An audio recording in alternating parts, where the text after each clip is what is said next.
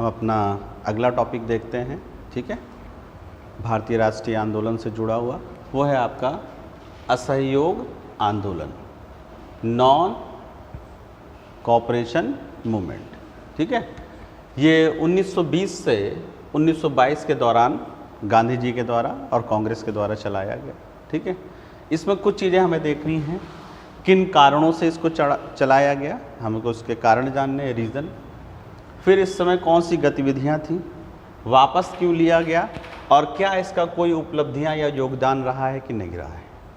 तो अगर इसके कारणों के पीछे देखें तो 1919 में सिडनी रॉलेट के नाम पर उनकी कमेटी के रिकमेंडेशन पर जो एक्ट आया था, रॉलेट एक्ट, जिसको कि हमने पिछले उसमें पढ़ा भी है, जिसे अंधा कानून बोला गया है।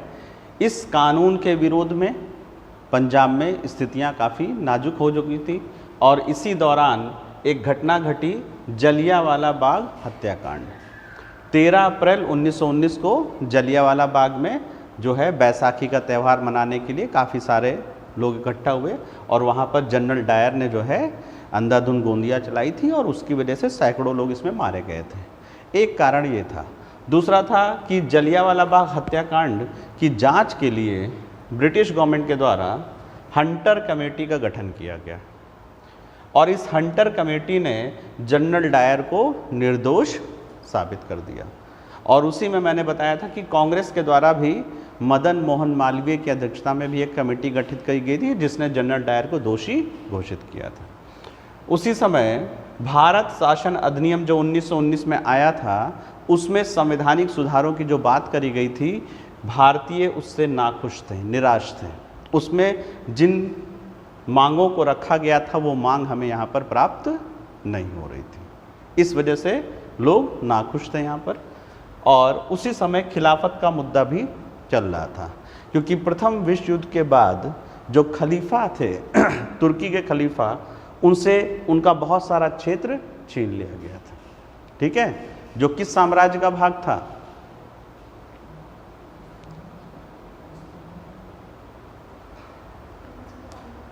ऑटोमन साम्राज्य का भाग। तो तुर्की साम्राज्य का बहुत सारा क्षेत्र जो है जब छीन लिया गया और इससे जो खलीफा था तुर्की में, मुसलमानों का जो धार्मिक गुरु कहलाते थे, उनकी बहुत सारी शक्तियां खत्म की गई। तो उसी से जुड़ा हुआ खिलाफत का मुद्दा भी भारत में चल रहा था और इसको भी फिर इसी आंदोलन से जोड़ दिया गया था। तो ये कुछ कारण थे जिसकी वजह से भारत में असहयोग आंदोलन की शुरुआत की गई। ठीक है, इस असहयोग आंदोलन में यही था कि हम ब्रिटिश सरकार के साथ कोई भी सहयोग नहीं करेंगे, ये इसका मकसद था। तो इस दौरान जो गतिविधियां हुई उन्हें हमें देखना है। तो इसमें गतिविधियों को हम दो भागों में बांट लेते हैं। एक प्रत्यक्ष गतिविधियां जो सीधे असहयोग आंदोलन से जुड़ी थी और कुछ ऐसी गतिविधियां थी जो अप्रत्यक्ष थी, जो चल रही थी समानांतर और उसको असहयोग आंदोलन का भाग बना दिया गया। ठीक है, तो प्रत्यक्ष गतिविधियों के रूप में हम देखते हैं जो कि इस असहयोग आंदोलन से जुड़ी थी। उसमें था ब्रिटिश अदालतों का बहिष्कार। सबसे पहली चीज क्या थी?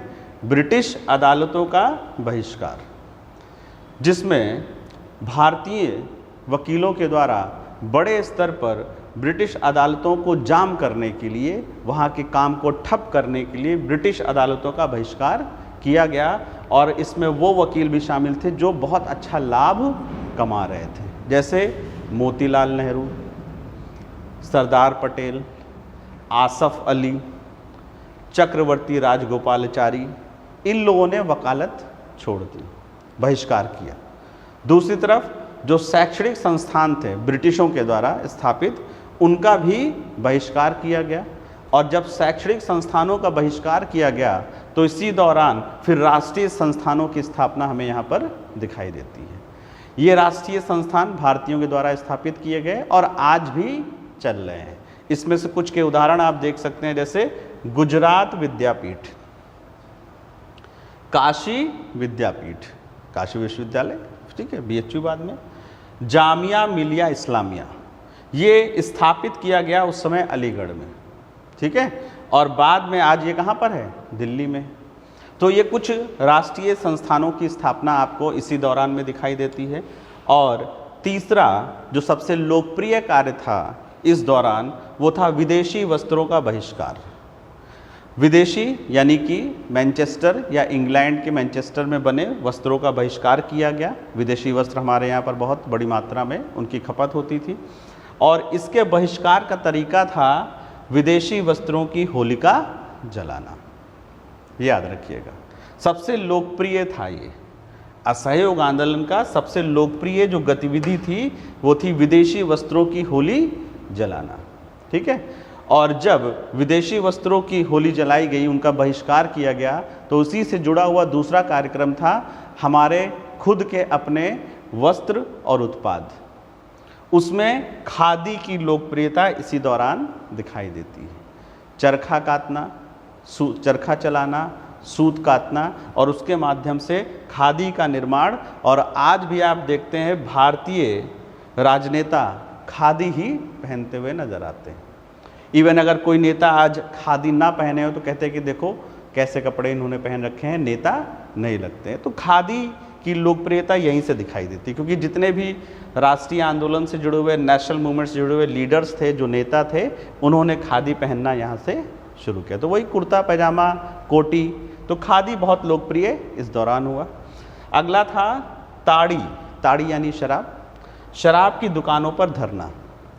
ये पहले इसका भाग नहीं था, बाद में ताड़ी की दुकानों पर धरने को भी असहयोग आंदोलन का भाग बना लिया गया। इससे दुकान बंद होगी, असहयोग होगा, टैक्स की कमी होगी, सरकार ये। दूसरा था प्रिंस ऑफ वेल्स आने वाले थे नवंबर 1921 में, इसके बहिष्कार को भी इसमें शामिल किया गया था।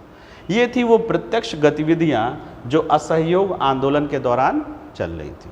ठीक है, उसके साथ ही साथ कुछ समानांतर गतिविधियां चल रही थी, कुछ आंदोलन चल रहे थे, कुछ हड़तालें चल रही थी, कुछ मुद्दे चल रहे थे जो बाद में इसका भाग बन जाते हैं, जिसमें से एक हमने आपको बताया था खिलाफत आंदोलन। खिलाफत आंदोलन खलीफा की शक्तियों को कम करने के लिए जो ब्रिटिशर्स थे उनके विरुद्ध भारतीय मुसलमानों के द्वारा चलाया जा रहा था, और गांधी जी इसमें शामिल हुए और उन्होंने इसको असहयोग आंदोलन का भाग बना दिया। ठीक है, उसके बाद था एक अकाली आंदोलन चल रहा था। पंजाब में जो गुरुद्वारा था वो भ्रष्ट महंतों के कब्जे में था, जिनको उदासी महंत कहा जाता था, जिनकी नियुक्ति जो है ब्रिटिशर्स के द्वारा की जाती थी। और ये लोग अपने लग्जरी लाइफ, जितना भी दान दक्षिणा आता था, ये लोग उसको लग्जरी लाइफ में अपना यूज़ करते थे। उदासी महंत की बात हो रही। उसके खिलाफ शिरोमणि अकाली दल ने अकाली आंदोलन चलाया, उसको भी फिर इसका भाग बना लिया गया। ठीक है, 1925 में फिर अंग्रेजों के द्वारा अकाली आंदोलन जो है सक्सेसफुल रहा। शिरोमणि अकाली जो प्रबंधन कमेटी बनाई गई, गुरुद्वारों में जो भ्रष्ट महंत थे वो फिर उनको वहाँ से निकाल दिया गया। अगला उस समय अवध में चल रहा था एका किसान आंदोलन, वो भी इसका भाग बन गया। ठीक है, असम के चाय बागान में मजदूरों ने मजदूरी को लेकर, एक्सप्लॉयटेशन को लेकर हड़ताल कर रखी थी, वो भी आपका असहयोग आंदोलन का भाग बन गया। ठीक है, स्टीमर सर्विसेज जो चलती थी आर्मी के लिए, उन्होंने हड़ताल कर दी, वो भी इसका भाग बन गया। उसके अलावा असम और बंगाल में रेलवे में हड़ताल हो गई, उसको भी इसी असहयोग आंदोलन का भाग बना दिया गया। असहयोग आंदोलन अपने चरम पर था, ठीक है, तभी एक घटना घटती है और असहयोग आंदोलन को वापस लेना पड़ता है। तो वापस क्यों लिया गया ये भी जानना है। तो वापसी की अगर बात करें तो 5 फरवरी 1922 गोरखपुर में चौरी चौरा में पुलिस की गोली से एक युवक मर गया। जो भीड़ थी वो नाराज़ थी, हिंसा करने लगी, और उसी हिंसा के दौरान उन्होंने एक पुलिस थाने में 22 पुलिस कर्मियों को बाहर से बंद कर दिया और आग लगा दी, और ये 22 पुलिसकर्मी जिंदा जल गए।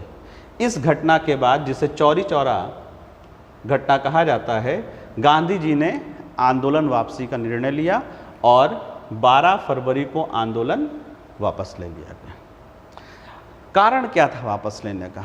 पहला सबसे बड़ा कारण था कि अगर आंदोलन में हिंसा हुई तो फिर ब्रिटिश गवर्नमेंट को दमन करने का कारण मिल जाता। हिंसात्मक रूप से, ब्रुटैलिटी के साथ फिर वो इस आंदोलन का दमन कर सकते थे, इसलिए भी वापस ले लिया गया। दूसरा है, काफ़ी लंबा समय हो गया था और संघर्ष विराम संघर्ष की रणनीति के अंतर्गत अब विराम का क्षण आ रहा था। वजह क्या था कि जो जन आंदोलन होता है, जो मैंने पहले भी बताया है, जन आंदोलन में जो जनता है उसके त्याग और समर्पण की असीमित शक्ति नहीं होती, एक समय के बाद वो धीरे धीरे डाउन पड़ने लगता है। इसलिए भी इस आंदोलन को वापस ले लिया गया।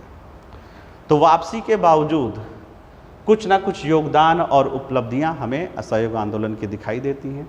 उनको अब हम देखते हैं। सबसे पहला, कांग्रेस की सदस्य संख्या बढ़कर 50 लाख दिखाई हो गई। यहाँ पर इस तरह से कांग्रेस एक अखिल भारतीय संगठन बन गया। हर प्रांत, हर क्षेत्र से लोग इस संगठन से जुड़ गए। तो कांग्रेस की सदस्य संख्या आपको 50 लाख यहाँ पर दिखाई देती है और इस तरह से कांग्रेस एक अखिल भारतीय संगठन के रूप में दिखाई देने लगती है। ठीक है। दूसरा था, सांप्रदायिक एकता बड़े स्तर पर दिखाई दी, क्योंकि अंग्रेजों ने 1905 के बाद से ही डिवाइड एंड रूल की पॉलिसी बड़े स्तर पर शुरू कर दी थी, लेकिन क्योंकि खिलाफत आंदोलन का समर्थन कांग्रेस के द्वारा किया गया, इसीलिए हिंदू, मुसलमान और सभी लोगों को यहाँ पर आप बड़े स्तर पर एक साथ जो है आंदोलन में भाग लेते हुए दिखाई देंगे। कम्युनल यूनिटी, सांप्रदायिक एकता बड़े स्तर पर दिखाई देती है। और इस आंदोलन ने जो जनाधार था, जो सोशल बेस था आंदोलन का, उसका विस्तार देश के कोने कोने तक फैला दिया। तो इस प्रकार से ये कुछ उपलब्धियां रहीं असहयोग आंदोलन की। ठीक है। तो आज हमारा असहयोग आंदोलन जो आपके बारे में, इसमें थोड़ी सी चर्चा हमने यहाँ पर कर दी है।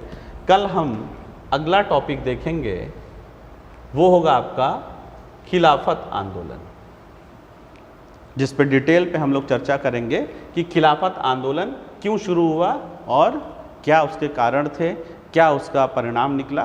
तो अगला टॉपिक आपका होगा खिलाफत आंदोलन। ठीक है। इसी के साथ आज की चर्चा हम समाप्त करते हैं। धन्यवाद।